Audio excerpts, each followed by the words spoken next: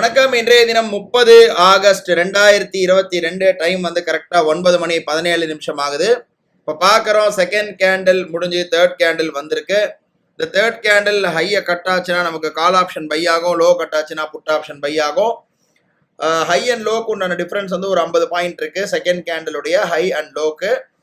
இப்போ எந்த side cut ஆகுதுன்னு தெரியல. கொஞ்சம் இன்னைக்கு கேப் அப் ஓப்பன் ஆயிருக்கு மார்க்கெட்டு.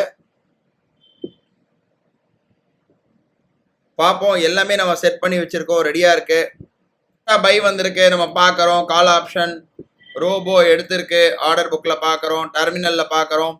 38,800 கால் ஆப்ஷன் எடுத்திருக்கு. எம்டிஎம் பார்க்குறோம், நியூட்ரலில் இருக்கு. கொஞ்சம் வெயிட் பண்ணி பார்ப்போம். 10:51 ஆகுது.